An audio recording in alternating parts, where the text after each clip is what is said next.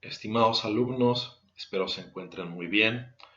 En esta sesión hemos de revisar la sección de la razón de la fenomenología del espíritu de Hegel. Esta sección de la razón que se corresponde con el capítulo quinto de la obra y que forma una parte bastante extensa de la misma, por lo cual yo trataré de ser aquí sumamente sintético y sumamente breve. Trataré de dar rasgos principales, rasgos fundamentales de lo que va a ser en términos generales la discusión hegeliana que conduzca, en último término, en el capítulo sexto, al tratamiento del espíritu, ¿no? Que, como el propio nombre de la obra nos deja ver, la fenomenología del espíritu, pues esa sección jugará un papel bastante preponderante. Pero bien, regresemos unos pasos entonces, ¿no? En nuestras sesiones síncronas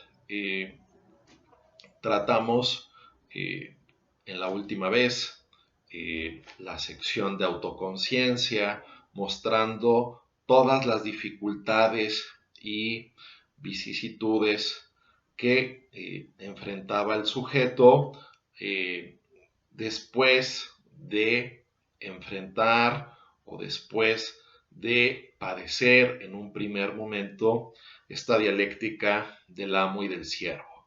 Entonces revisamos estas concepciones del estoicismo, del escepticismo y de la conciencia infeliz o conciencia desventurada, según se le quiera traducir, y vimos que la perspectiva o el horizonte que se abría a cada una de estas formas de autoconciencia terminaba por ser bastante insatisfactorio. En último término, abordamos esta visión de una conciencia que buscaba, en términos exclusivamente de piedad religiosa, una especie de reconciliación trascendente, y bueno, vimos el tratamiento hegeliano que era crítico a este respecto. En la sección de la razón, en este capítulo quinto de la fenomenología, la perspectiva va a ser volver hacia el mundo, volver hacia el devenir propio de la naturaleza, del cosmos, etc., confiando en que es ahí donde la razón va a encontrar su satisfacción, donde la razón va a encontrar ahí completamente su plenitud, por decirlo de algún modo. Es una perspectiva en un principio bastante más optimista que este cuadro bastante negativo, bastante pesimista que se vislumbraba con la conciencia infeliz. Antes de entrar propiamente en discusión, Hegel tiene una pequeña introducción en este capítulo quinto a todo lo que ha de venir y que es muy ilustrativa respecto tanto a su propio proyecto como respecto a su posición frente a sus antecesores. Nosotros hemos oído, sabemos que a Hegel se le considera pues parte del idealismo alemán, ¿no? Por tanto, el adjetivo de idealista juega generalmente vamos a decirlo así, juega un papel importante, juega un rol importante en aquello que decimos de su filosofía.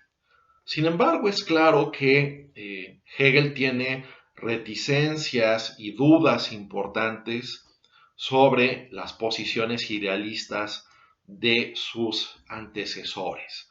Y eso se deja ver en estas páginas iniciales. Es decir, lo que vemos ahí es una crítica, por ejemplo, a Schelling, nuevamente, donde se dice, por ejemplo, en relación con él, que él llega al idealismo simplemente por una especie de acto de voluntad, ¿no? Es una especie de afirmación de que así tiene que ser el sistema o de que así tiene que hacerse la filosofía, y no haciendo lo que hace Hegel, ¿no? Es decir, Hegel le critica precisamente de no convertir o no poner o no introducir el idealismo como una especie de resultado, vamos a decirlo así, natural de cierto decurso argumentativo, de cierto ensamblaje conceptual, sino que se llega ahí por una vía corta, por una vía intuitiva, pero que poco puede dar cuenta de sí misma. La filosofía de Hegel, en términos generales, es una filosofía que concibe su posición, cómo es que ésta ha de articularse, cómo es que ésta, perdón, ha de pronunciarse sobre las cosas, sobre la realidad, etcétera, una especie de resultado, como algo a lo que se llega después de un importante esfuerzo y de un importante trabajo. Por otro lado, también hay un ataque muy manifiesto a las posturas de Kant y de Fichte, ¿no? Que se dan en términos un poco posteriores de Hegel, ¿no? Por ejemplo, si uno revisa la Enciclopedia de las Ciencias Filosóficas, o si uno revisa sus lecciones sobre historia de la filosofía, y verá uno que Hegel se refiere un tanto despectivamente, si se quiere ver así, a Kant y a Fichte como idealistas subjetivos, ¿no? Pensadores que postulan la dependencia de la realidad respecto de la mente, y con ello llegan a, vamos a decirlo así, adquirir o obtener una inteligibilidad en su planteamiento, pero a costas de haber hecho inexpugnable, inexplorable, una amplísima parcela de la realidad. Es decir, por ejemplo, en el caso de Kant, tenemos un máximo de inteligibilidad de las cosas a costa de haber declarado que casi el 50% de las cosas de la realidad serían de suyo incognoscibles. Esto justamente a partir de la introducción de la distinción crítica entre fenómeno y noumeno, ¿no? El noumeno se vuelve completamente problemático no solo para Hegel, sino para muchos autores, pero aquí Hegel está atacando esta idea, ¿no? Es decir, parece que nos quedamos con una inteligibilidad a partir de cómo funcionan, por ejemplo, las matemáticas o la física, pero a costa de haber dicho, bueno, esto es así siempre y cuando tengamos el presupuesto teórico de que la realidad no puede ser conocida tal como es. Del nómeno no podemos decir nada, ¿no? No podemos aplicar ninguna de las 12 categorías del juicio, ¿no? Ni siquiera, o sea, para Hegel esto es tan radical porque ni siquiera podemos decir que existe, ¿no? Porque la existencia justamente sería una especie de predicado que nosotros haríamos, pero que solo tiene sentido, o sea, la semántica de ese predicado o de ese juicio categorial está dado en su aplicación a los fenómenos. Pero respecto a los nómenos, ni siquiera podemos decir entonces que el nómeno existe o no existe, simplemente como un hay abstracto, pero del que no se podría especificar absolutamente nada, y que Kant nos estaría pidiendo un tanto gratuitamente, a juicio de Hegel, que lo asumiéramos, que lo aceptáramos, que lo convalidáramos. Entonces, La postura, esto es interesante un poco que lo tengan presente de cara, por ejemplo, al capítulo octavo de la fenomenología, el breve capítulo octavo sobre el saber absoluto, porque esto va a conectar mucho con lo que se dice ahí, que tiene que ver con la postura que el propio Hegel tratará de defender, ¿no? Voy diciendo algo muy general que espero poco a poco podamos ir después definiendo con más detalle o más puntualmente. Idealismo, para Hegel se empieza a perfilar como esta concepción según la cual todo aquello que haya de inteligibilidad en el mundo o en las cosas, esto es accesible para el entendimiento humano, para la mente humana, ¿no? Es decir, hay una especie de continuidad en todo aquello que hay de inteligible o de inteligibilidad en las cosas con la inteligibilidad que es propia de nuestro intelecto, que es propia de nuestro entendimiento, ¿no? Nuestro entendimiento es capaz de hacerse de esos contenidos plenamente, ¿no? Es capaz de apropiárselos. Todo aquello que haya de inteligible en el mundo o en la naturaleza, todo ello podrá ser recogido o es potencialmente susceptible de ser recogido por la razón. Es decir, no hay motivo, conforme a Hegel, por el cual postular que una parcela de la realidad es de suyo incognoscible. ¿Cómo podríamos nosotros, repito, hacer de la mano de lo que nos dicen Kant y Fichte, ¿no? Eso, de acuerdo con Hegel, es una especie de idealismo que nuevamente nos conduce a un escepticismo. Entonces, el idealismo de Hegel es una apuesta por la máxima inteligibilidad del mundo. En ese sentido puede decirse que es una filosofía idealista. Esto lo iremos tratando de especificar con más y más detalle. Pero no es idealista Hegel en el sentido de decir que la realidad depende de la mente, ¿no? Que la mente es la que construye sin más todo lo que está, metafóricamente hablando, fuera de ella misma, ¿no?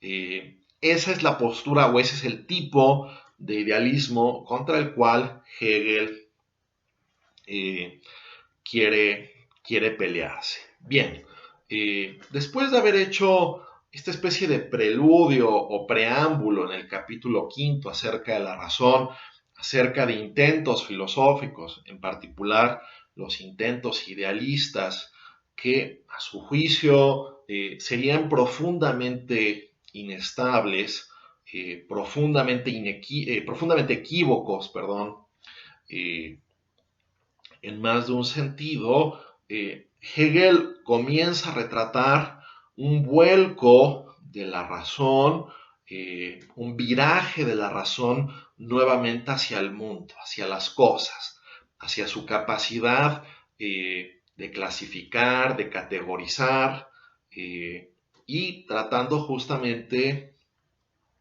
de obtener, ahora sí, una visión del mundo, de la totalidad, que sea adecuada, una visión del mundo, de la totalidad, que sea satisfactoria.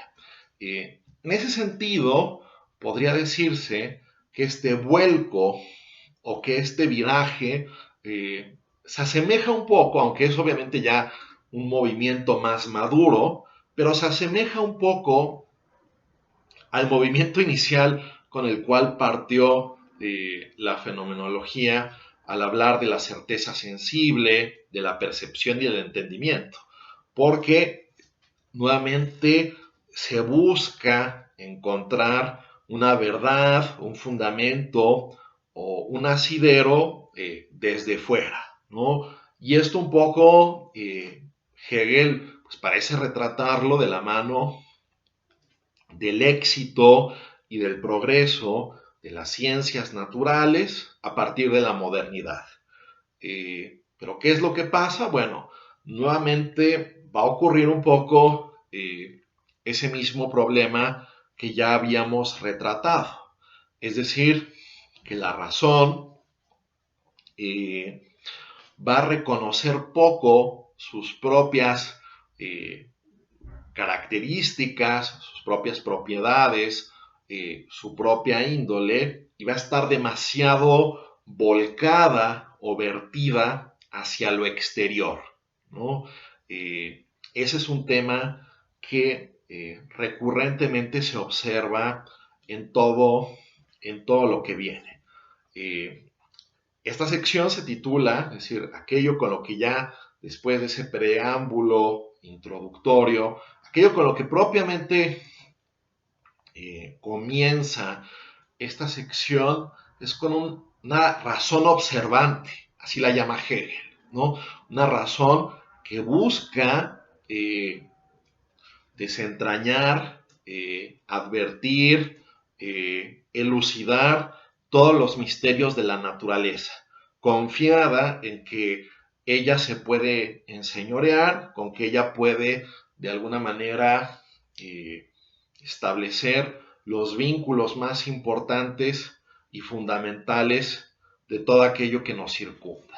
Bien, sin embargo, aquí nuevamente va a haber grandes problemáticas. Y a ver, no voy a entrar con tanto detalle a lo que aquí se dice, pero aquí Hegel hace muchas consideraciones acerca de ciencia natural, ¿no? De la manera en que se clasifican los organismos, la manera en que se clasifican, sí, los seres vivos, los climas, ¿no? Si hay una relación, por ejemplo, entre que tales o cuales animales tengan tales o cuales propiedades. ¿Esto a qué responde? ¿No? La razón se ve ahí sumida en distintas perplejidades en sus afanes de clasificación, ¿no? Es decir, podríamos quizás muy grosso modo clasificar o categorizar animales terrestres, acuáticos y de aire, ¿no? Pero después, o aéreos, pero después nos encontramos con animales que tienen alas, pero que no pueden volar, ¿no? O tenemos animales acuáticos, pero después tenemos algunos híbridos que transitan entre uno y otro medio ambiente, ¿no? Es decir, aquí Hegel va a problematizar con varios ejemplos un tanto pedestres, ¿no? Uno pareciera querer imaginar que él está tocando el tema de tortugas, o ornitorrincos, o reptiles, o qué sé yo. A ver, ¿a qué responde esa facticidad, ¿no? La razón tiene ciertos protocolos o criterios a partir de los cuales establecer diferencias, pero después salen una serie de facticidades ante las cuales se queda un poco perpleja, ¿no? Y ante las cuales no puede establecer suficientemente bien si aquello, por ejemplo, en aras de una taxonomía de los animales, ¿no? Que aquí estamos en una época pre-darwinista, estamos, pues sí, en el sistema de clasificación de los animales de Linneo. Aquí Hegel dice, bueno, hay cierta ambigüedad o cierto resquemor escéptico de pensar, a ver, esto responde a una ley que la razón propiamente pueda asir, o bien responde esto más bien, por ejemplo, a una correlación que podría ser un tanto accidental, que podría explicar o no que tales fenómenos se manifiestan, ¿no? De igual manera, lo que encontramos son reflexiones, repito, es una de las partes, bueno, de por sí toda la fenomenología del espíritu es muy compleja, ¿no? Pero aquí se vuelve un poco más compleja, incluso por las discusiones de ciencia natural, y que Hegel alude, pensando, me parece, en una audiencia de su época, pero nosotros a veces carecemos un poco de esos referentes concretos con los cuales estaría polemizando, ¿no? Para tratar de determinar o discernir, bueno, a qué tipo de posición o de postura científica estaría él criticando o le estaría haciendo una revisión, pues sí, bastante negativa o crítica de alguna forma, ¿no? Pero a ver, ¿no? El tono, la temática general de este capítulo que trata de mil cosas de ciencia natural, es un poco abrumador el conocimiento enciclopédico de Hegel. En este sentido, en este capítulo, se pone a hablar de minerales, ¿no? Se pone a hablar de plantas, se pone a hablar de distintos tipos de animales, y de las maneras que tenemos de interpretar estos fenómenos de la vida, ¿no? Hay una discusión también interesante, por ejemplo, acerca de criterios teleológicos, ¿no? Que a su vez se vuelven ellos mismos problemáticos como asidero para la clasificación, ¿no? Porque la teleología podría ser, presenta Hegel, ¿no? Algo que el animal mismo o la criatura orgánica misma se da, una especie de fin que la propia criatura se da, o bien, por el contrario, lo que podría ser es más bien una especie de teleología externa, ¿no? Pensando en una especie de inteligencia, una especie de diseñador del universo que haya fijado que cada cosa corresponde a un determinado fin, ¿no? Eh, bueno, Hegel piensa que el científico, por ejemplo, por decir un caso, poco podría auxiliarse o poco podría orientarse a partir de esa consideración de que hay fines impuestos en la naturaleza por una inteligencia externa, dado que no puede entender como a qué responde que esta inteligencia haya hecho esto de una determinada manera y no de otra, ¿no? Eso es un tanto problemático, un tanto difícil, ¿no? Repito, las discusiones, si ustedes las revisan puntualmente, van a ver que son bastante áridas, bastante más específicas. Yo aquí trato de darles ese panorama general, a partir del cual vemos a grandes rasgos que esta razón observante, esta razón que quiere, por decirlo así, eh, hallarse en consonancia o en armonía con el mundo natural, y que piensa, obviamente, que aplicando se podrá entender la naturaleza íntima de las cosas, bueno, muchas veces se ve confrontada ante la incertidumbre de si está encontrando efectivamente leyes últimas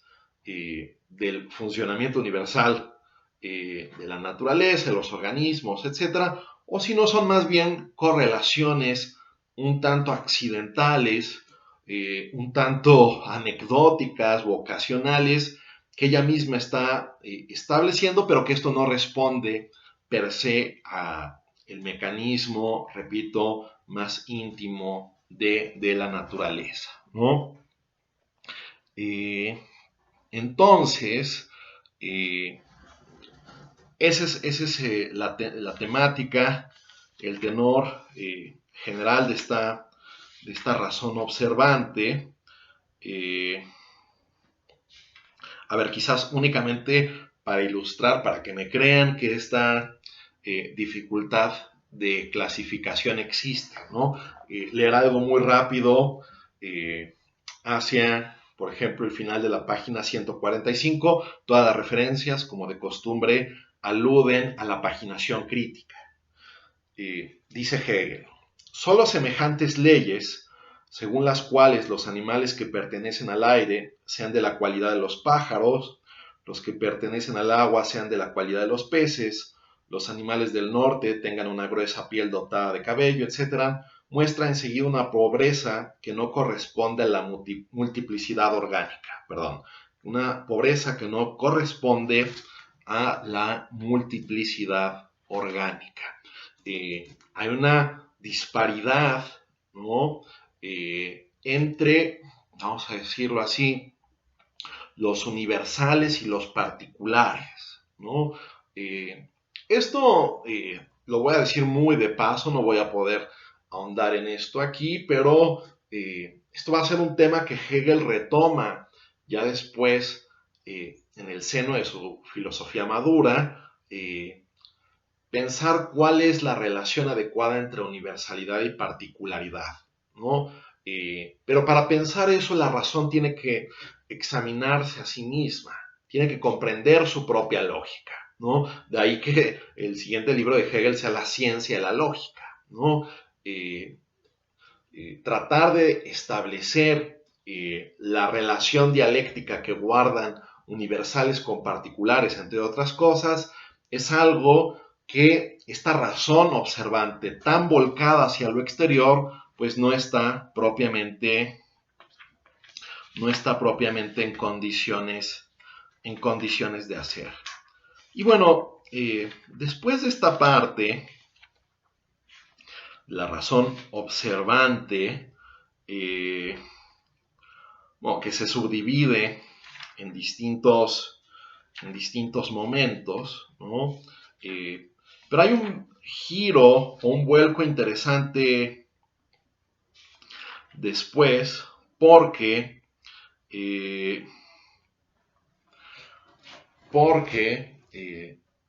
después esta razón se va a querer observar a sí misma ante esta imposibilidad de dirimir con adecuado detalle cuáles son, vamos a decirlo así, las propiedades del mundo exterior. Es decir, la conciencia o la razón observante se va a querer observar a sí misma. A ver, si no puedo establecer bien las diferencias climáticas, ecológicas, taxonómicas de la naturaleza, bueno, ¿qué mejor puede ser para la razón tratar de dirimirse a sí misma en su conducta, en su quehacer, ¿no? Y aquí esto va a ser un tanto anecdótico, sobre todo desde nuestra perspectiva contemporánea, aquellas ramas del conocimiento que Hegel se pone a discutir, ¿no? Porque aquí Hegel literalmente se pone a discutir ciencias, o mejor dicho, o mucho mejor dicho, pseudociencias que trataban de explicar el comportamiento humano, ¿no? Se pone a estudiar literalmente la quiromancia, ¿no? O sea, la lectura de la mano de la gente. Dice, bueno, pues tú tienes tales líneas en la mano, esto indica una vida prolongada, o esta línea indica tal o cual carácter que tienes, o, por ejemplo, también la fisionómica, que sería tratar de determinar tipos de personalidades o de caracteres a partir de la fisionomía del rostro, ¿no? Bueno, si esta persona tiene una frente amplia y unos ojos así o asado, y su boca tiene tal flexión, etcétera, bueno, esa persona quizás es un criminal, ¿no? Su rostro ya delata el tipo de personalidad de aquel individuo.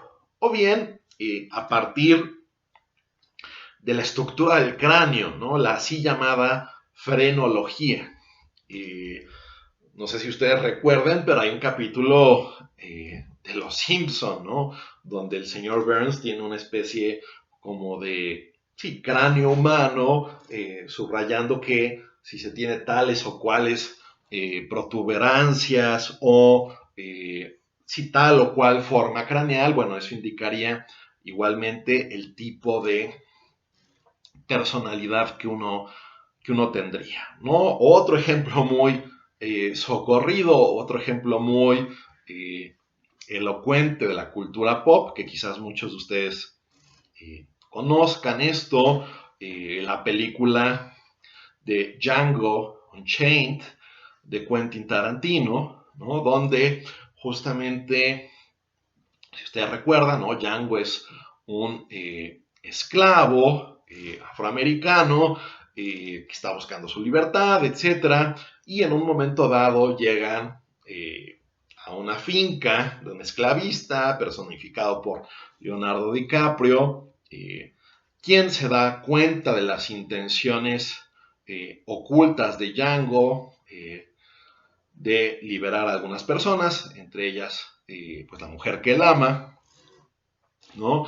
Y en un momento de confrontación, el personaje, Leonardo DiCaprio, le dice, bueno, tú sabes que el cráneo de los blancos es fundamentalmente distinto del cráneo de los negros, ¿no? El cráneo blanco muestra tales o cuales estructuras, mientras que el cráneo afroamericano pues tendría 3 hendiduras, ¿no? Lo cual delataría justamente su condición servil, ¿no? Y le dice el personaje de Leonardo DiCaprio a Django, si yo te parto la cabeza, como es lo que quiere hacer en la película, ¿no? Si yo te parto la cabeza, pues yo justamente podré advertir que tú tienes esas mismas 3 hendiduras que todas las personas de tu raza tienen, por lo cual todos ustedes tendrían una personalidad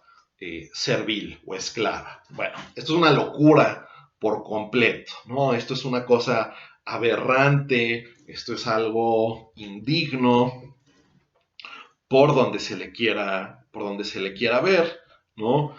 Bueno, obviamente Hegel no está discutiendo la película de Django Unchained, pero sí había gente en Europa en su momento, más o menos, eh, pues, reputada, que trataba de hacer ciencia de los seres humanos a partir de consideraciones de este tipo, ¿no? Y creo que lo interesante en términos generales de esta discusión de Hegel es que, pues de alguna manera, apunta al hecho de que este actuar libre de los seres humanos no se puede establecer, ¿no? Es el mismo problema incluso que se venía arrastrando desde antes. Se pueden establecer cierto tipo de correlaciones, ¿no? Pero no se puede establecer que exista indefectiblemente una necesidad rígida, absoluta, a partir de tales o cuales rasgos y tales o cuales manifestaciones de conducta, ¿no? Es decir, mutatis mutandis, cambiando todo lo que hay que cambiar, Hegel podría ser un interlocutor interesante para aquellos que hoy en día quisieran negar que tales o cuales determinaciones que se establecen, por decir algo, ¿no? Desde un escaneo neurológico, ¿no? Desde un MRI, ¿no? Desde una resonancia magnética, etcétera, que esa información sea, vamos a decirlo así, la absoluta verdad acerca de la determinación de acción de tal o cual personaje, de tal o cual individuo, ¿no? Esto se vuelve bastante problemático, ¿no? ¿En qué medida esto no pasa más allá de una generalización o de alguna correlación que, bueno, sobre todo más en esta época, ¿no? Se trata de parchar diciendo, no, bueno, es que este cálculo me falló porque si bien mi regla general para la quiromancia es esta, pues me faltó considerar que la mano de esta persona es un poco curva, por lo tanto, aquello que yo predije acerca de su actuar, pues no se corresponde absolutamente con lo que es la verdad, ¿no? Aquí Hegel realmente tiene una intención bastante ácida, crítica e irónica, repito, con todas aquellas ciencias de la conducta humana que tengan esta aspiración reduccionista, ¿no? De decir, a ver, el ser humano es un producto X con tales o cuales características, con tales o cuales propiedades que justamente configuradas de esta manera inevitablemente dan como resultado Y. Esto, de acuerdo con Hegel, son caricaturas, generalizaciones infundadas, muchas de ellas, que no pueden sustentarse, que no pueden propiamente acreditarse como ciencia, ¿no? Voy a leer quizás algunas de estas consideraciones porque me parece interesantes. Repito, no son tanto interesantes contemporáneamente por el hecho de estarse peleando con, eh, porque nadie se está peleando, me parece, hoy en día, nadie se está peleando ni con la quiromancia, ni con la fisionómica, ni con la frenología, pero sí podría haber justamente posturas que nieguen, por ejemplo, que el actuar humano pueda ser un día completa y absolutamente explicado, definido por la neurociencia, ¿no? Si no existe ciertamente un margen de indeterminación que podría dar lugar o podría dar espacio para alguna concepción de indeterminación, de espontaneidad, de libertad. Bueno, Hegel da argumentos que quizás justamente habría que repensar a la luz de esos desarrollos, ¿no? Pero bueno, aquí Hegel obviamente está batallando, luchando contra su contexto. Leamos, por ejemplo, lo que dice aquí, que también es muy simpático, en la página 174 de la edición de la Academia. Dice, es cierto que la mano no parece ser algo hasta tal punto exterior para el destino, sino comportarse con respecto a este más bien como algo interior. En efecto, el destino es también a su vez solamente el fenómeno de lo que es la individualidad determinada en sí como determinidad originaria interior. Ahora bien, para saber lo que ésta es en sí, el quiromante y el fisonomista recurren a un método más corto que el de Solón. Por ejemplo, quien consideraba que eso solo podía llegar a saberse atendiendo al curso de toda la vida, ¿no? Solón decía que solo se podía saber si alguien era feliz o no hasta su muerte, ¿no? Antes era muy temprano para determinar qué tipo de vida o qué tipo de individuo teníamos ante nosotros, pero dice Hegel, el fisionomista o el quiromante tratan de buscar o allanar una vía más corta. Él consideraba la aparición fenoménica, mientras que aquellas consideran el en sí, y que la mano debe representar el en sí de la individualidad respecto de su destino, se ve fácilmente considerando que la mano es, después del órgano del lenguaje, la que más lleva al hombre a su aparición fenoménica y realización efectiva. Es el artífice animado de su fortuna. De ella puede decirse que ella es lo que el hombre hace, pues en la mano como en el órgano activo de la realización de sí mismo, se haya dado el hombre como animador, y en cuanto que el hombre es originariamente su propio destino, la mano expresará por tanto este en sí. Bien. Bueno, aquí varias cosas, ¿no? A ver, es interesante cultural, históricamente lo que dice Hegel, sobre todo relacionándolo con varias otras cosas, ¿no? Pues nosotros justamente hablamos, por ejemplo, de la evolución o una de las condiciones de la evolución efectiva que ha tenido el ser humano a partir de los pulgares opuestos, lo cual ha podido potenciar su inteligencia, etcétera. Pero ya justamente desde la antigüedad había varias consideraciones acerca de las manos como algo muy determinante e importante de lo que uno es, ¿no? De hecho, si ustedes recuerdan, que es una de las metáforas quizás menos llamativas o menos vislumbrantes de la antigüedad, sobre todo si las comparamos con las de Platón, pero hay una metáfora o un símil de Aristóteles muy interesante, que es justamente uno que presenta en el De Ánima, cuando dice que el alma, en algún sentido, es como la mano, ¿no?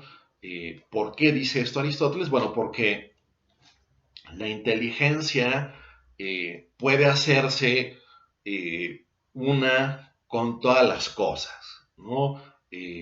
Mientras que la mano, que es un instrumento, puede a su vez empuñar todos los otros instrumentos, ¿no? Puede empuñar un martillo, un taladro, pues no sé, para barrer, una escoba, etcétera, como que la mano tiene esa flexibilidad, ¿no?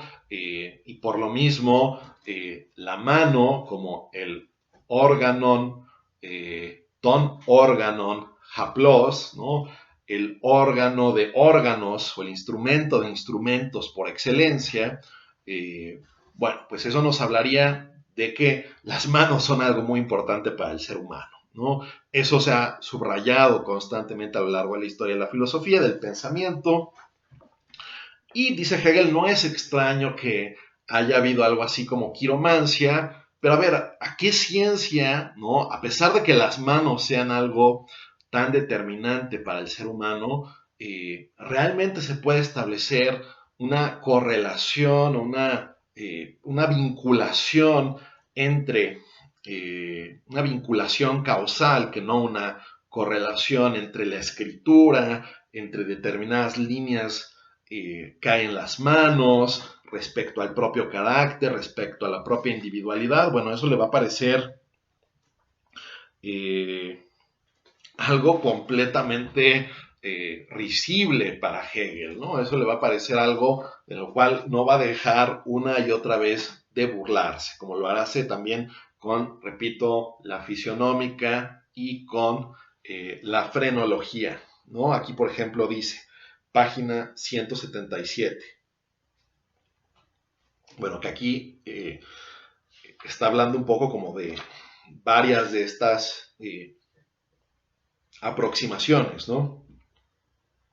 No se trata de reconocer al asesino o al ladrón, sino a la capacidad de serlo, ¿no? O sea, ni siquiera es así de que, bueno, esta persona, por sus líneas de expresión o por determinados rasgos de la mano, no es solo ya después del hecho que esto se establece puntualmente, sino que hay también incluso una aseveración de un tal rasgo proyectivo, ¿no? Profético. Esta persona quizás no es un criminal, pero hay la potencia de que lo sea. No se trata de reconocer al asesino o al ladrón, sino a la capacidad de serlo. La determinidad abstracta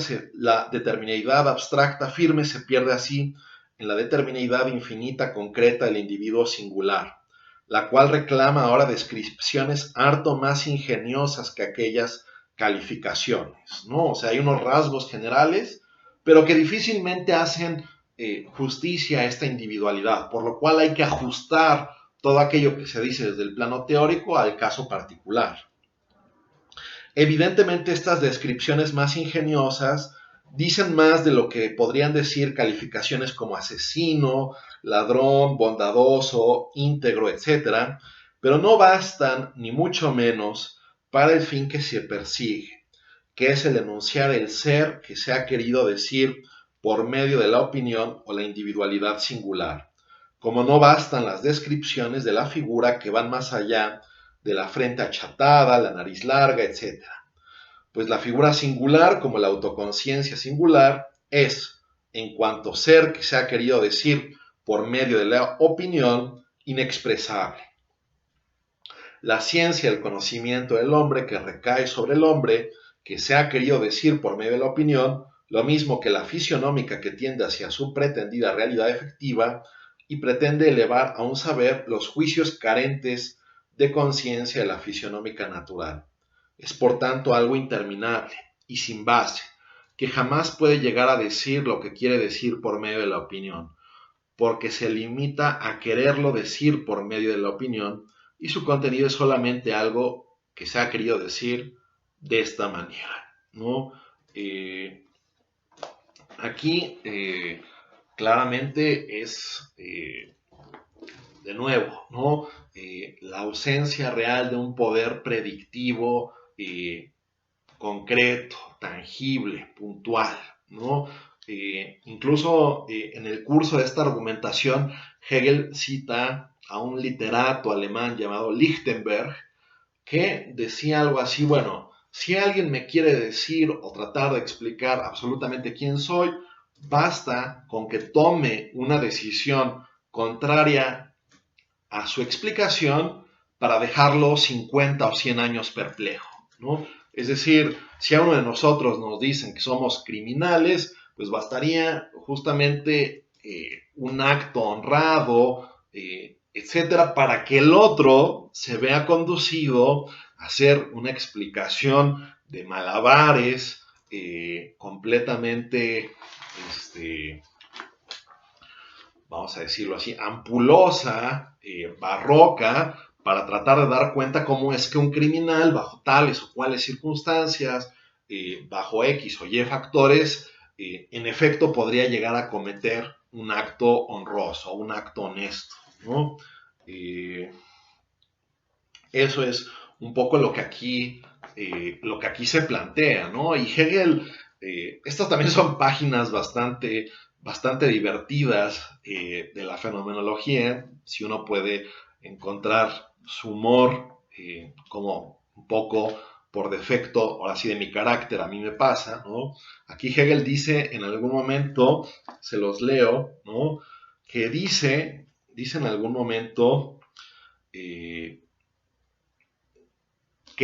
este tipo de leyes o predicciones o profecías es como cuando pasa esto. Siempre que hay feria anual, llueve, dice el tendero. Y también siempre que tiendo la ropa a secar, dice el ama de casa, ¿no? Es decir, aquel que hace una feria y llueve, dice, a ver, nunca llueve, pero por el hecho de que hago mi feria, pues ya llovió. Entonces hay una correlación entre esto y lo otro, ¿no? O pongo la ropa a secar, ¿no? Y eso es casi como un signo inevitable de que yo estoy desencadenando la lluvia si es que acaso llueve, ¿no? Y que claro, ¿no? La gente, a partir de estas supersticiones o correlaciones que más o menos en algunos casos podrían verificarse, pues tratan de establecer leyes universales. Bueno, lo mismo pasa con el comportamiento humano, ¿no? El comportamiento humano, a juicio de Hegel, no responde a esta lógica tan unilateral, predictiva, respecto de su propio quehacer, respecto de su propio, actuar, ¿no? Finalmente Hegel llega a esta parte. Voy a leer justamente algo que voy a leer una aseveración que Hegel hace un poco más adelante y después voy a volver, ¿no? Hegel dice que de alguna forma la verdad o el momento de verdad supuesto, pretendido, que a su vez va a ser ilegítimo, por supuesto, pero el momento de verdad que pretende tener esta ciencia de la película de Django, ¿no? Con la figura del esclavista de Leonardo DiCaprio, eh, se puede sintetizar con la frase, con la aseveración, que esto está en la página 190 de la edición crítica, la verdadera expresión de que el espíritu es algo tal como un hueso, ¿no? Es decir, ¿qué es lo que eres? No, pues un hueso, ¿no? No eres nada más que un hueso. La forma de tu cráneo, la manera en que éste está coordinado, la manera en que éste está dispuesto, la forma, la configuración, etcétera, eso es lo que eres, ¿no? Todo lo que se puede decir de ti se puede explicar a partir de esto, ¿no? Que repito, ¿no? Hegel no entra a una discusión por obvias limitantes históricas con las neurociencias, con las ciencias cognitivas, etcétera. Pero Hegel podríamos imaginar, pretendo, ¿no? Poniéndonos en sus zapatos un poco, podríamos imaginar que él se pronunciaría en contra de alguien que dijera tú eres tu DNA, ¿no? Tú eres absolutamente tus genes y nada más que tus genes y solamente tus genes, ¿no? No hay nada más que sea valioso de explicar en ti y de tu actuar y de tu conducta y de tus decisiones y de tus proyectos y de tus anhelos más que el que tengas esto, ¿no? Digo, el debate es amplio, ¿no? Hay gente en el debate actual que dice cosas de este tipo, pero una postura como la de Hegel, que tampoco es que desacreditaría, ¿no? Si tratáramos un poco como de reactualizarla, no es que negaría, por supuesto, por entero cualquier hallazgo que se pudiera hacer desde estos saberes, desde estas disciplinas, pero sí podemos imaginar que los relativizaría, ¿no? Que los relativizaría, que los pondría un poco en paréntesis, los moderaría, los atenuaría, buscaría poner esto en concordancia o en relación con otras cosas. Podríamos imaginarnos que eso sería la postura de Hegel y al menos hipotéticamente podríamos decir que es una postura válida en la actual discusión, ¿no? Pero bueno, habiendo dicho eso, ¿no? Que es esta postura de la cual Hegel pues también quiere distanciarse, quiere argumentar en contra y también quiere burlarse de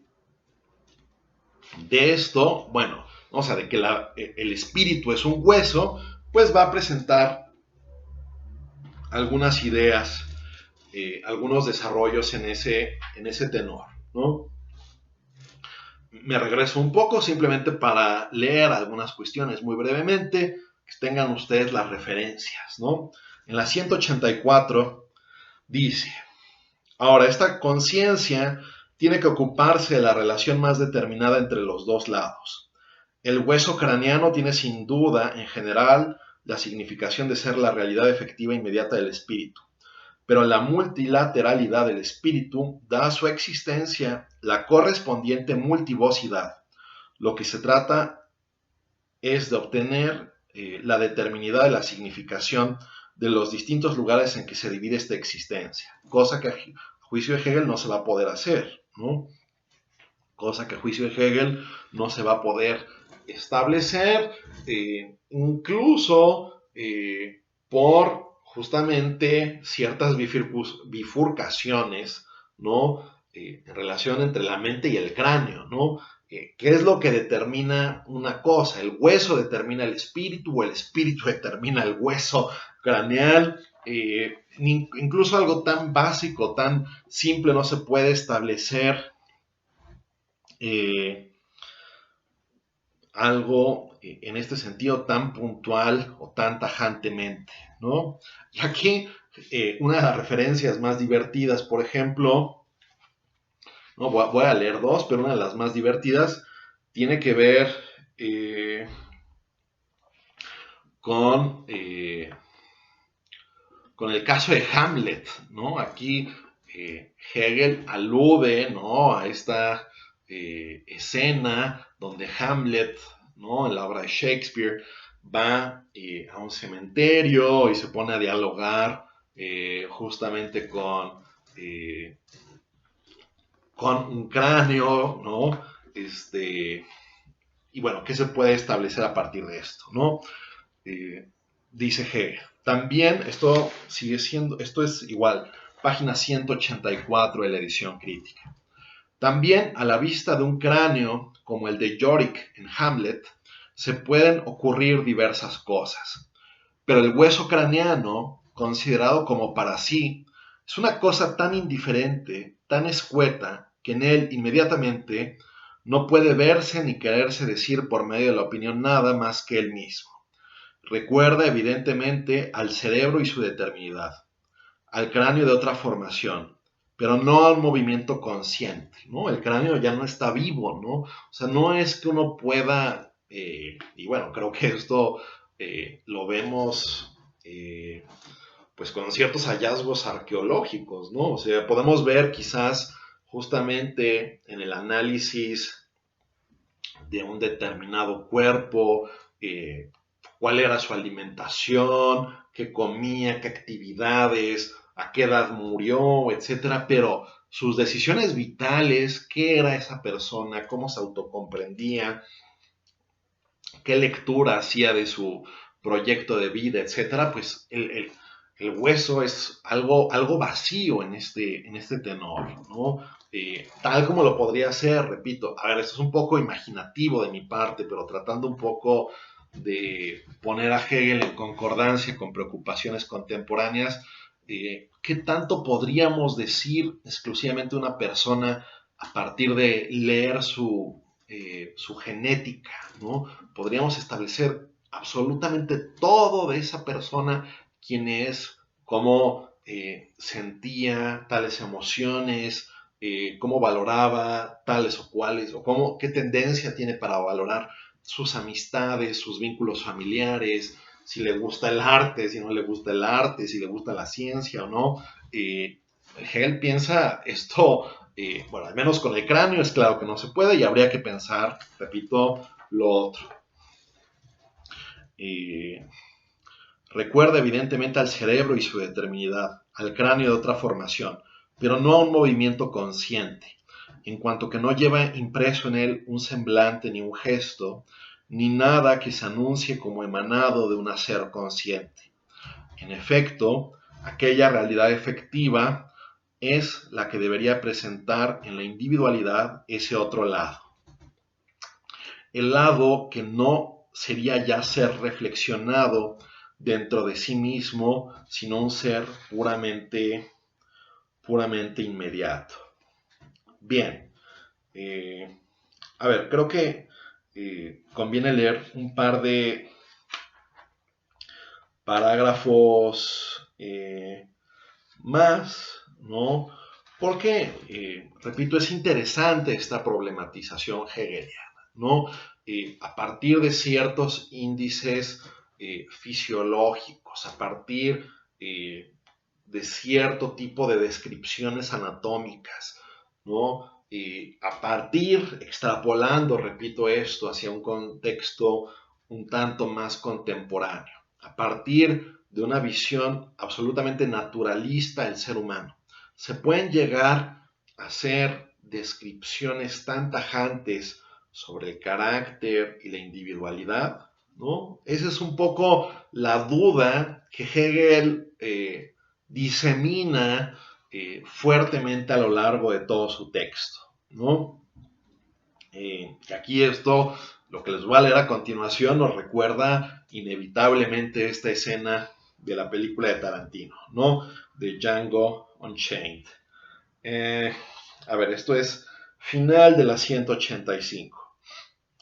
El cráneo del asesino no tiene este órgano o multitud de otras propiedades y de otras protuberancias, y tiene junto a estas partes hundidas. Se puede elegir entre las protuberancias y las depresiones, y a su vez su propensión al asesinato puede relacionarse con tales o cuales protuberancias o depresiones, y estas, por su parte, con tales o cuales propiedades, las que sean, pues ni el asesino es solamente esta abstracción de un asesino, ni tiene solamente un elevamiento y una depresión. Por tanto, las observaciones que acerca de esto se hacen tienen exactamente el mismo valor. Y aquí viene el ejemplo que les había dado, que Hegel ya había puesto un poco antes. Por tanto, las observaciones que acerca de esto se hacen tienen exactamente el mismo valor que la lluvia del tendero o del ama de casa en relación con la feria y con la ropa puesta a secar. El tendero y el ama de casa podrían hacer también la observación de que llueve siempre que pasa este vecino o se saca a la mesa el asado del cerdo. Lo mismo que la lluvia es indiferente a estas circunstancias, también para la observación es indiferente esta determinidad del espíritu con respecto a este ser determinado del cráneo.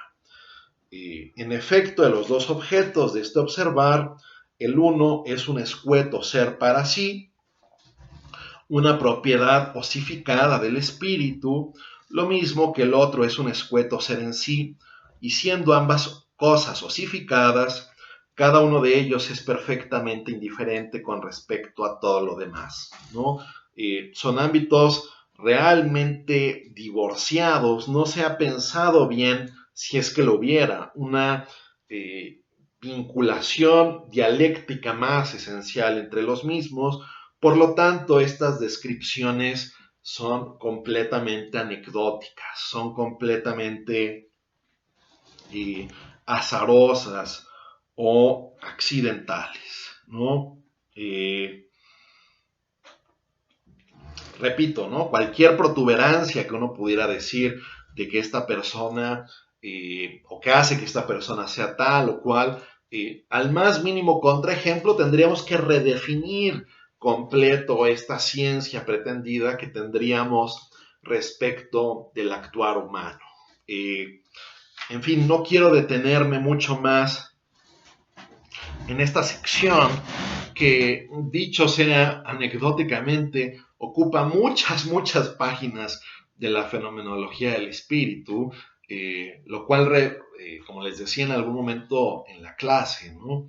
En la clase síncrona, este es un libro que habla de todo, ya lo hemos podido ver, habla de estoicismo, escepticismo, las teorías de la substancia, concepciones acerca de la ciencia, críticas hacia el idealismo anterior, tiene referencias históricas muy diversas, y aquí se explaya Hegel, y ver esto con el más puntual detalle ciertamente sería una cuestión de un seminario pues, prácticamente dedicado a la materia, ¿no? Me parece más bien que lo importante para ustedes es simplemente dejar asentado que esta es la tónica, ¿no? Poner en duda, cuestionamiento, poner en tela de juicio que nos presenta Hegel respecto a estas ciencias reduccionistas, reductivas, que tratan de establecer la totalidad de lo que es el espíritu, el quehacer y la libertad humana a partir de observaciones externas, ¿no? A partir de cuestiones un tanto, vamos a decirlo así, unilaterales, un tanto sesgadas, que dejan de lado pues muchos factores, ¿no? Culturales, sociales, estadios biográficos de la propia vida del individuo en cuestión. Todo ello hace que esta explicación pues se trueque bastante insatisfactoria a su juicio. Bien, la siguiente sección dentro de este apartado de la razón que nosotros habíamos dicho, ¿no? Apartado A, razón observante. Después viene B, la realización efectiva de la autoconciencia racional mediante sí misma. A ver, ¿qué podemos decir a este respecto, ¿no? Aquí vamos a encontrar un giro donde se vuelca todo de nueva cuenta hacia el quehacer, hacia lo práctico, ¿no? Donde todo se vuelca nuevamente, no tanto a cómo juzga la razón el mundo, sino cómo actúa o cómo incide en él, ¿no? Por lo que se ve entonces, esto es un continuo pivote, ¿no? O sea, nosotros vimos cómo en el apartado de la conciencia, lo principal era lo teórico. En el apartado de la autoconciencia, lo principal es lo práctico. En este gran apartado que es la razón, se vuelve a empezar con esta razón observante desde un punto de vista teórico y después se recala en un punto de vista práctico, el quehacer práctico, ¿no? Y aquí Hegel está retratando distintos proyectos modernos, distintos proyectos que, pues podríamos decirlo así, desde el Renacimiento en adelante, filosóficamente o culturalmente pudieron tener una valía, ¿no? Y esto desde la perspectiva de una palabra clave, que sobre todo en el discurso filosófico, sin duda, se afianza muchísimo con la figura de Kant, que es justamente la palabra autonomía, ¿no? Es decir, a ver, si ustedes ven textos clásicos o textos medievales, textos antiguos, clásicos o medievales, lo que va a ser un hecho es que a la autonomía no se le va a dar un papel preponderante, o al menos no se le articula a la misma como un valor o como un concepto o como una noción que debería ser, vamos a decirlo así, prevalente o determinante en un proyecto de vida, ¿no? O sea, en ninguna parte, por ejemplo, en la República de Platón o en la Ética de Nicómaco de Aristóteles se nos habla de la autonomía, ¿no? Como una virtud o como algo que sería una ideal o un bien a alcanzar, etc. Eso no juega un papel ahí, ¿no? En la lectura de varios, y entre ellos Hegel, resulta manifiesto que la autonomía es preponderantemente un ideal moderno. Ahora, como todo ideal moderno y como todo ideal incipiente, la autonomía o los ejercicios de autonomía van a ser un tanto erráticos o fallidos en un comienzo, ¿no? Cada vez que se comienza o se intenta hacer algo, pues hay inevitablemente que ir haciendo ajustes, ¿no? Importantes precisiones. Entonces, se los puedo poner en estos términos, ¿no? Para Hegel, si bien va a ser importantísimo el concepto de autonomía moderno, que repito, quizás alcanza una expresión paradigmática en Kant, pero que hay varios momentos anteriores donde se puede vislumbrar en la propia modernidad a algo que apunta hacia la autonomía. Si bien Hegel no está en contra de la autonomía, ni mucho menos, piensa que una autonomía exacerbada puede conducir a resultados como que bastante nefastos o bastante cuestionables, ¿no? En ese sentido, en términos más amplios, en términos más grandes, lo que les podría decir es que el proyecto de la filosofía de Hegel busca reconciliar la autonomía, ¿no? El ideal moderno de autonomía, con el ideal o con la concepción de aquello que era para los griegos una eticidad para Hegel, ¿no?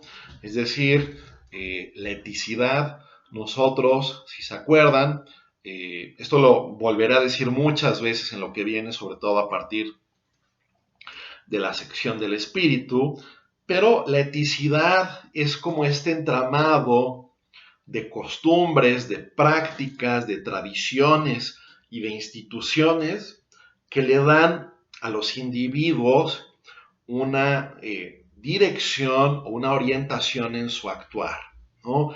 Que a juicio de Hegel eso era lo prevalente en el mundo antiguo, ¿no? Que había una eticidad común, una especie de ethos común que regía la vida en sociedad, las celebraciones, los ritos, las tradiciones, etcétera. Ese ethos, sin embargo, era un ethos un tanto inocente y muy proclive a ciertas problemáticas, como veremos más adelante en el curso, ¿no?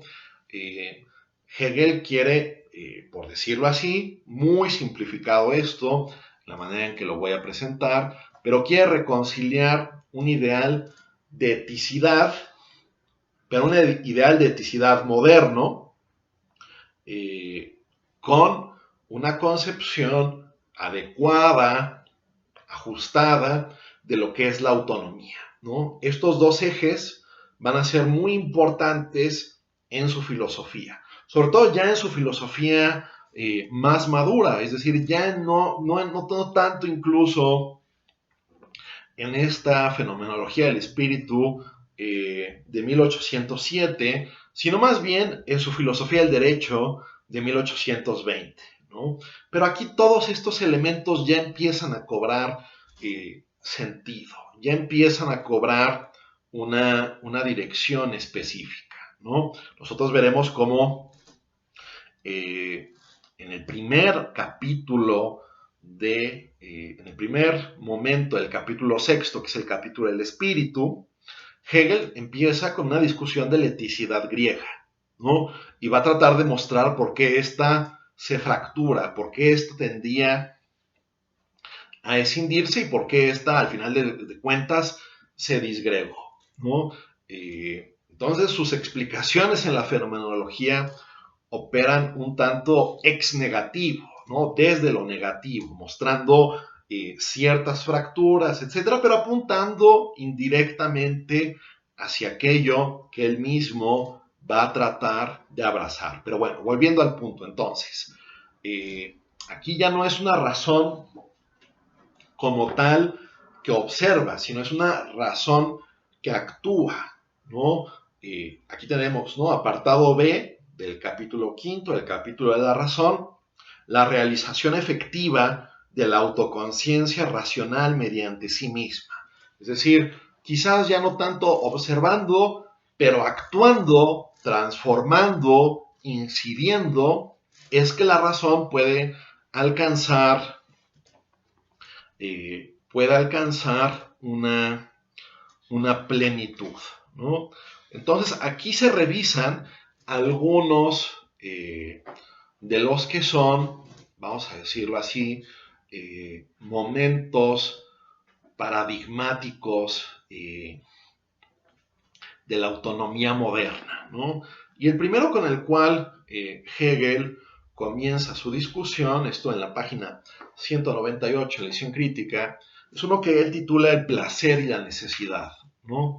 Que aquí claramente, sobre todo viendo las notas de los editores, una cita explícita que él pone, se ve que está pensando en el Fausto de Goethe, ¿no? De Johann Wolfgang von Goethe, ¿no? El Fausto, esta leyenda medieval que después varios autores fueron reelaborando. En el contexto inglés tenemos la tragedia de Christopher Marlowe, Fausto, y en el contexto alemán, bueno, pues Goethe se va a hacer de esta leyenda medieval para este poema dramático que es el Fausto, que de hecho Goethe lo estuvo trabajando toda su vida, ¿no? De hecho hay varias, perdón, varias versiones del Fausto, pero lo principal o la idea fundamental se mantiene, ¿no? La idea fundamental, aunque va cambiando luego cómo Hegel resuelve, no Hegel, perdón, Goethe resuelve esto al final de cada drama, ¿no? Porque hay como un happy ending, un sad ending, uno que es regular, pero, a ver, el drama o lo puntual es lo siguiente, ¿no? Un hombre llamado Faustus o el Doctor Faustus es alguien que ha adquirido una colosal sabiduría, una colosal erudición en todas las disciplinas y técnicas humanas, pero que está profundamente insatisfecho, profundamente pesimista, ya no tiene ninguna, vamos a decirlo quizás con esta expresión francesa, joie de vivre, ¿no? Alegría de vivir, ya no tiene ninguna alegría de existir, de vivir, etcétera. Entonces, pues en un momento dado decide hacer un pacto con el diablo, ¿no? Para tener una vida llena nuevamente como de experiencias, de una vida llena de nuevas emociones, de nuevos encuentros, de nuevos alientos, de nuevas esperanzas. Esto se lo promete el diablo bajo el nombre de Mefistófeles en el poema de Goethe, ¿no? Que de hecho al principio, pues esto recuerda clarísimamente, ¿no? Al principio del poema de Goethe, la obra de Goethe, la obra dramática de Goethe, esto recuerda inevitablemente a el capítulo o el libro, mejor dicho, de Job, de la Biblia, ¿no? Donde Dios y el diablo se disputan acerca de la suerte de Job, ¿no? Bueno, aquí Dios y Mefistófeles se disputan acerca de la suerte de Fausto. Dios le da la anuencia a Mefistófeles de ir a intervenir, de ir a hacer sus desmanes al mundo. Y bueno, se encuentra con este Fausto desventurado, infeliz, etcétera, y le ofrece este pacto, claro, a condición de una pequeña cláusula, un pequeño intercambio, y esta cláusula lo que dice es, bueno, pues al final de todo esto tú me darás tu alma, ¿no? Eso es el precio que tienes que pagar por vivir esta vida llena de placeres, de satisfacciones, de deseos, etc. Y bueno, esto más o menos le va funcionando a Fausto, hasta, sin embargo, encontrarse con la figura de Gretchen, ¿no? De Gretchen o Gretchen, ¿no? Que es una mujer de la cual se enamora, ¿no? Entonces, a ver, eh, recapitulemos un momento. Este subapartado se llamaba el placer y la necesidad, ¿no? Aquí tenemos un proyecto de vida sumamente hedonista, ¿no? Un proyecto de vida sumamente volcado a las emociones nuevas, a los placeres nuevos, a las experiencias nuevas, como si eso fuese aquello que pudiera constituir el tipo de vida más autónomo, ¿no? Más independiente quizás respecto de lo que piensa o no la sociedad, de lo que piensa o no la burguesía o quien fuere, ¿no? Sin embargo, el encuentro amoroso entre Fausto y Gretchen, hace que Fausto, pues de alguna manera se replantee todo esto, ¿no? O sea, ya no quiere estar en ese perpetuo ciclo de experiencias, de placeres, etcétera, sino que quiere romper con eso y a ver, eh, quiero establecer una relación con ella, ¿no? Ese hiato, ese rompimiento hace a Fausto menos libre, es decir, la pregunta que se arroja en la trama y después que Hegel obviamente recupera a partir de ese drama literario es, a ver, Fausto sería menos libre en el matrimonio, supongamos que tuviera las mejores intenciones con Gretchen y ya deja su vida de correrías y su vida de aventuras, etcétera. Sería menos libre Fausto, el matrimonio, por ejemplo, el compromiso, establecer un proyecto de vida común. Eso hace per se a la gente menos libre. Obviamente, Goethe y Hegel sugieren que no, ¿no? Entonces, es una especie como de crítica, es una especie como de crítica indirecta, es una especie de crítica indirecta hacia este proyecto de una autonomía egoísta o una autonomía individualista, ¿no? Este hedonismo egoísta se muestra como un proyecto que encontrado ante ciertas situaciones, ¿no? Ciertos compromisos, ciertos vínculos, ciertos lazos, parece resquebrajarse, parece poder romperse. Bien, no es que Hegel dé una, vamos a decirlo así, demostración exhaustiva de por qué este Fausto primero, repito, hedonista se encuentra en el error o esté mal, pero sí pone el dedo en la llaga, al igual que Goethe en el drama, diciendo, bueno, aquí habría que pensar si efectivamente el hombre, el ser humano se vuelve menos libre en la medida en que establece lazos, compromisos, vínculos, y si esto no más bien, como va a apostar Hegel también en su filosofía, un tanto más de madurez, si esto no es más bien la expresión más efectiva, digámoslo, de una autoconciencia racional, ¿no? De hallarse libre incluso en los vínculos, en el compromiso,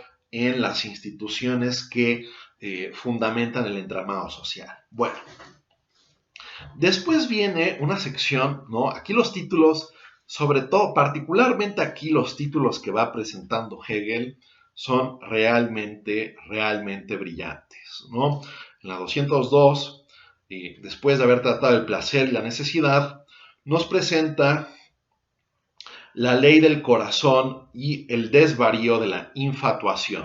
A ver, ¿qué significa esto, no? Esta ley del corazón y este desvarío de la infatuación. Eh, Aquí, a mi parecer, y al parecer de otros intérpretes, comentadores, etcétera, claramente Hegel parece referirse a Rousseau, a esta idea, ¿no? De que justamente el corazón en sí mismo es puro, el corazón en sí mismo es noble, y lo que hay que hacer para vivir una vida plena es seguir el dictado del corazón, ¿no?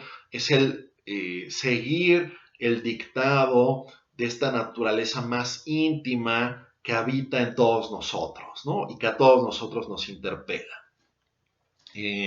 Ustedes podrán recordar un poco estos discursos sobre las ciencias y las artes que presenta Rousseau, muy a contrapelo de lo que es la ilustración en términos generales, porque ahí Rousseau se muestra pues bastante crítico en relación con el progreso, con el continuo avance de determinadas ciencias y artes que supuestamente harían más civilizado al ser humano, ¿no?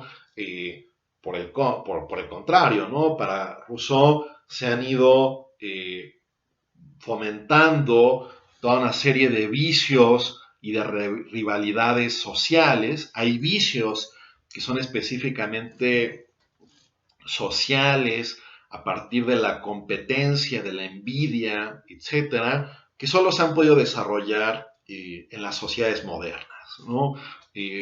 Por eso, una apuesta para volver como a la naturaleza, a esta intimidad, a esta espontaneidad, a esta inocencia, sería, a juicio de lo que presenta Rousseau, pues lo más conveniente. Pero aquí se presentan toda una serie de dificultades, ¿no? ¿Cómo oyes esa voz interior, esa espontaneidad, ese tú mismo interior, puro, no contaminado, no tergiversado, no corrupto? ¿En qué medida esto puede alcanzar una expresión? ¿En qué medida esto se puede atender en general? Y por otra parte, como que Hegel problematiza esto desde el siguiente punto de vista, ¿no? Esa ley del corazón, ¿no? Pues podría ser muy mutable o muy cambiante, ¿no? Mi ley del corazón podría decirme hacer esto hoy y mañana hacer lo otro, ¿no? Como pasa en algunos gobiernos.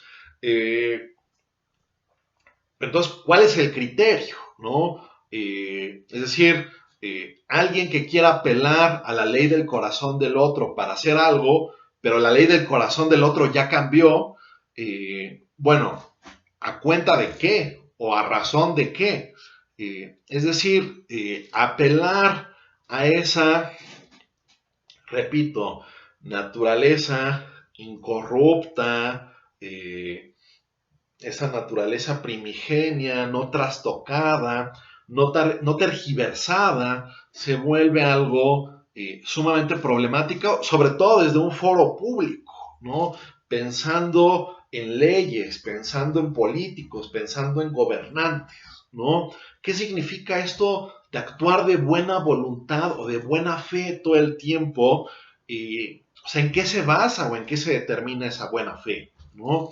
Y por qué a veces la buena fe justifica la violencia y por qué a veces la buena fe justifica la concordia y por qué a veces se sigue otro camino. Es decir, sin este tamiz racional, esta capacidad de comparecer, de articular motivos, razones, argumentos, pues todo esto se vuelve sumamente frágil y sumamente dudoso, ¿no? Y algo que haría, en última instancia, que el tejido social y las instituciones mismas se conviertan, perdón, cada vez en más tambaleantes, ¿no?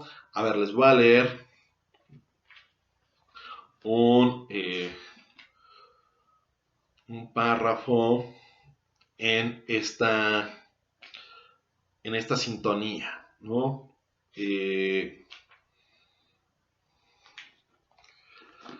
Dice Hegel en la 206, las palpitaciones del corazón por el bienestar de la humanidad se transforman así en la furia de la infatuación de mente, ¿no? O sea, alguien puede ser, quizás, ¿no? O sea, esto también es un escenario que nos presenta Hegel, alguien absolutamente puro de corazón, según lo que él dice, pero a los ojos externos es un demente, es un desquiciado, ¿no? Las palpitaciones del corazón por el bienestar de la humanidad se transforman así en la furia de la infatuación de mente, en el furor de la conciencia de mantenerse contra su destrucción. Y ello es así porque arroja fuera de sí la inversión que la conciencia misma es y se esfuerza en ver en ella un otro y en enunciarla como tal. Enuncia, por tanto, el orden universal, ¿no? O sea, denunciar todo lo que es, cualquier semejanza con la realidad, paréntesis, es pura coincidencia, ¿no? Pero denunciar a toda una serie de instituciones, a que todo lo que se hizo fue malo, a que todos los que nos rodean son corruptos y que por lo mismo uno tiene una pureza del corazón inquebrantable que justifica cualquier acción, ¿no? Que eso es un poco, eso es uno de los temas fundamentales de toda la fenomenología del espíritu, pero que aquí aparece de una forma muy, muy eminente, ¿no? Los otros eran malos al hacer esto, ¿no? Eran desvergonzados, improbos, corruptos, criminales, ¿no? Pero si yo lo hago, pero si yo lo hago está bien, porque aunque es un mal medio, es el único medio que en este momento reconoce la ley de mi corazón, ¿no? O sea, la ley de mi corazón prescribe algo y eso hay que hacerlo, que quizás los otros lo harían, pero no son tan buenos como soy yo, ¿no? Esto es el furor o la demencia de la ley del corazón que aquí Hegel denuncia. Eh, y ello es así porque arroja fuera de sí la inversión que la conciencia misma es y se esfuerza en ver en ella un otro y en un enunciarla como tal. Enuncia, por tanto, el orden universal como una inversión de la ley del corazón y de su felicidad, manejada por sacerdotes por sacerdotes fanáticos y orgiásticos déspotas y sus servidores, quienes humillando y oprimiendo tratan de resarcirse de su propia humillación, como si ellos hubieran inventado esta inversión esgrimiéndola para la miseria sin nombre de la humanidad engañada. En este su desvarío demencial, la conciencia proclama la individualidad, ¿no? O sea, yo soy bueno y los otros no lo son, como lo determinante de esta inversión y esta demencia, pero una individualidad extraña y contingente, ¿no? Eh, Sin embargo, es el mismo corazón o la singularidad de la conciencia que quiere ser inmediatamente universal, ¿no? El causante de esta inversión y esta locura. Y su hacer solo consigue que esta contradicción llegue a su conciencia. Es decir, aquel que quiere hacer lo que hace el líder, en virtud también de esa pureza de corazón, pues también puede permitirse hacer los actos más indignos, ¿no? Pero justificado o avalado por la individualidad de alguien. Es decir, aquí Hegel eh, nuevamente problematiza algo que se venía haciendo, me parece, desde el político y las leyes de Platón, ¿no? En Platón, ¿qué tenemos? ¿No? En Platón tenemos la república, por ejemplo, donde rige el rey filósofo, ¿no? Pero esto es como algo arquetípico, ideal, ¿no? En realidad, y esto es como el Platón de más madurez, pues no debe regir el gobernante arquetípico, sino que más bien lo que nos encontramos en el día a día es que es mejor que rijan las leyes, que rijan las instituciones, ¿no? Porque podemos tener, y esto lo visualiza más posiblemente Hegel que Platón, perdón, esto quizás lo visualiza más Hegel que Platón, que podría haber un demente que enarbolándose la bandera de la virtud, haga o cometa muchas más cosas vergonzosas que aquellos que incluso eran supuestamente los desvergonzados, ¿no? Bueno, ese es el punto, la contradicción. Estas son de las páginas más brillantes y también, dicho sea de paso, de las más legibles de toda la fenomenología, al menos en una lectura un tanto más rápida, ¿no? Una lectura un tanto más eh, primera. Bien, eh, ¿qué viene después? La virtud y el curso del mundo, ¿no? Es decir, un proyecto que aquí se alude a la virtud, pero no hay que irse con la finta de que está hablando de la virtud Hegel en un sentido clásico. Si una virtud en un sentido moderno, que es quizás un tanto más individualista y que proclama un poco lo siguiente, ¿no? A ver, quizás yo tengo algo un poco o un tanto más racional, bueno, obviamente aquí ya es un progreso de la conciencia, un progreso de la razón, respecto a la ley del corazón. A ver, yo quiero hacer el bien, ¿no? Estoy convencido de que quiero hacer el bien y que esto tiene que hacerse, tiene que realizarse. Y hay que oponerse para hacer el bien, hay que oponerse al curso del mundo, ¿no? Hay que oponerse al curso de las cosas, ¿no? Igualmente, todo lo que pasa, todo lo que ocurre, todo lo que adviene es igualmente una catástrofe, ¿no? Entonces, como que el individuo tiene que librar, ¿no? Este individuo autónomo, estamos, recuerden, viendo distintos proyectos de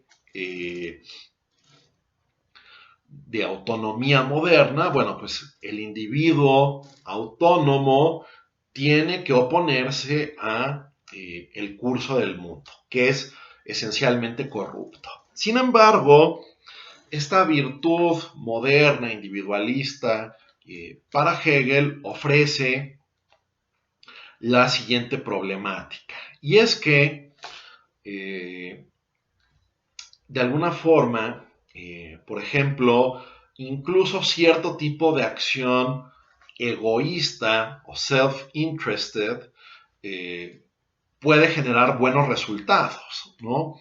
Y aquí parece Hegel pensar un poco en la economía de su tiempo, ¿no? Pensemos Adam Smith, etcétera, de ver si cada quien vela por sí mismo, incluso con la intención más ensimismada o buscando su propio beneficio, si cada uno hace esto de la manera más diligente, eso va a generar como que el mayor bien posible, ¿no? Un poco aludiendo quizás a esta idea de una mano invisible que ordenará las cosas, ordenará el mercado de forma tal que todos puedan derivar de esto el mayor número de bienes, ¿no?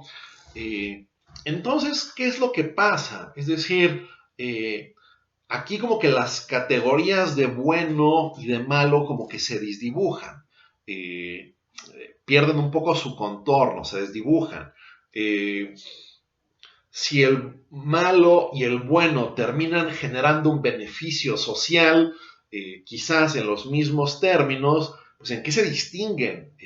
¿No? O sea, ¿en qué se distingue el que yo quiera hacer estas cosas para mi entorno, para mi comunidad, motivado quizás por una buena intención, que aquel que es quizás como un capitalista desalmado, pero que ve que esto igualmente le conviene, ¿no? Que igualmente esto le conviene como que a sus intereses de mercado. Es decir, a ver, aquí también sin entrar tanto a detalle en esto, lo que se podría decir a grandes rasgos, ¿no? Recuerden que estamos haciendo este panorama súper,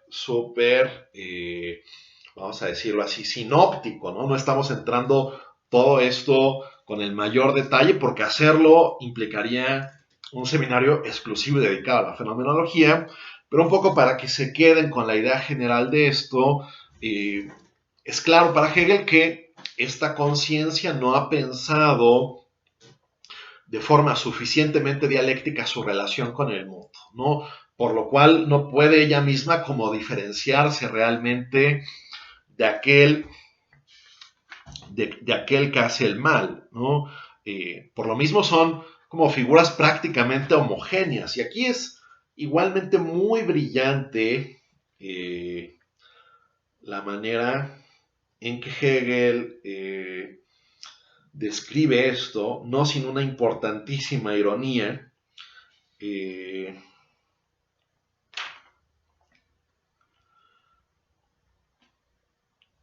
A ver, voy a tratar de encontrar. Es que hay un pasaje particularmente claro en este sentido, pero ahorita lo perdí de vista. Eh,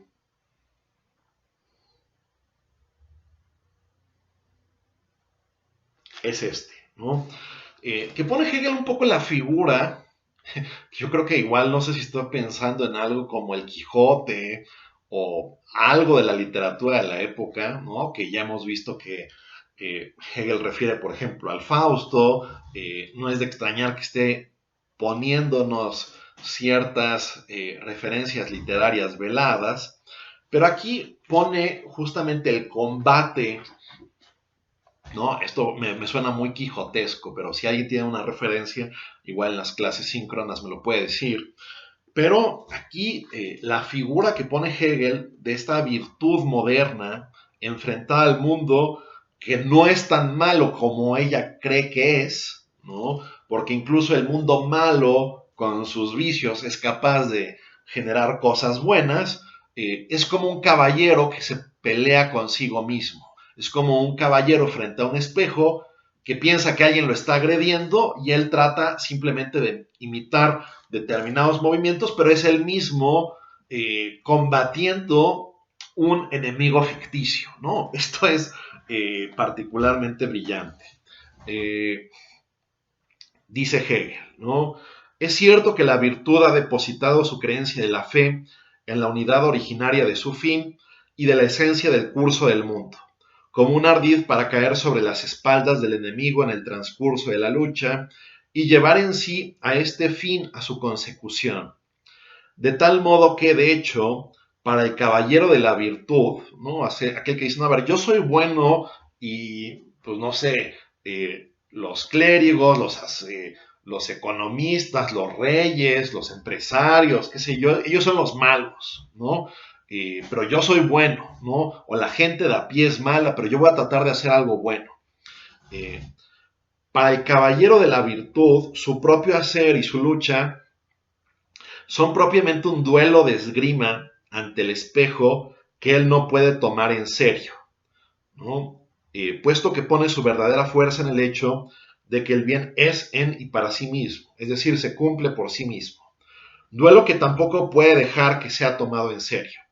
En efecto, lo que vuelve contra el enemigo y encuentra vuelto contra sí, y que expone a que se desgaste y se deteriore tanto en él mismo como en su enemigo, no debe ser el bien mismo, por cuya preservación y cumplimiento lucha, sino que lo que aquí se expone son solamente los dones y capacidades indiferentes, ¿no? Es decir, ¿quién es mejor? O sea, no está tanto en disputa al final del día lo que presenta Hegel aquí, que no les pasé la referencia, pero es la página 210 de la edición crítica. Lo que está aquí en disputa no es tanto quién hace el mayor bien, porque lo puede hacer tanto el que tiene una intención benevolente como el egoísta, sino quién tiene la capacidad de arrogarse ser el verdadero paladín, el verdadero héroe social, ¿no? Es decir, podemos distinguir a un verdadero héroe social uno de otro si al final del día acaban haciendo exactamente lo mismo. ¿Por qué uno busca justamente este reconocimiento enarbolando la bandera del bien, ¿no? Yo soy bueno más que el otro, pero también te dice, no, pero es que el otro también hace cosas buenas. Sí, pero yo tengo que ser más bueno porque soy yo, ¿no? Porque te lo digo yo, ¿no? Como dirían los españoles.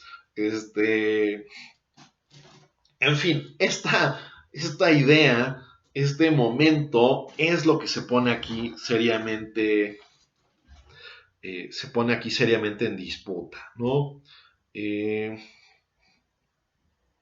Dice, sin embargo, estos no son de hecho otra cosa que precisamente aquel mismo universal carente de individualidad, que debe mantenerse y realizarse de modo efectivo por medio de la lucha, ¿no? Que aquí la lucha obviamente alude a la lucha del amo y del siervo, ¿no? Pero aquí es una lucha ya más sofisticada. Es una lucha por ver quién va a ser el verdadero paladín, el verdadero héroe, el verdadero prócer, ¿no?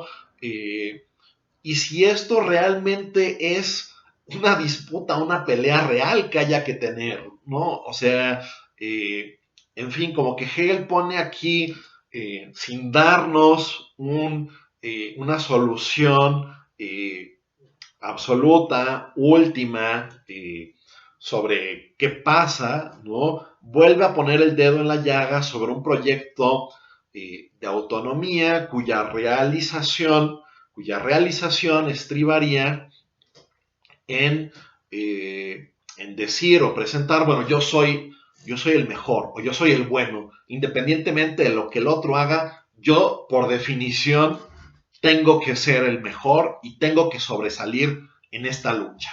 Una lucha de vida o muerte, pero quizás nuevamente una lucha por el reconocimiento. Bien, quería tratar dos temas que de hecho inauguran una nueva subsección del propio apartado de la razón, ¿no?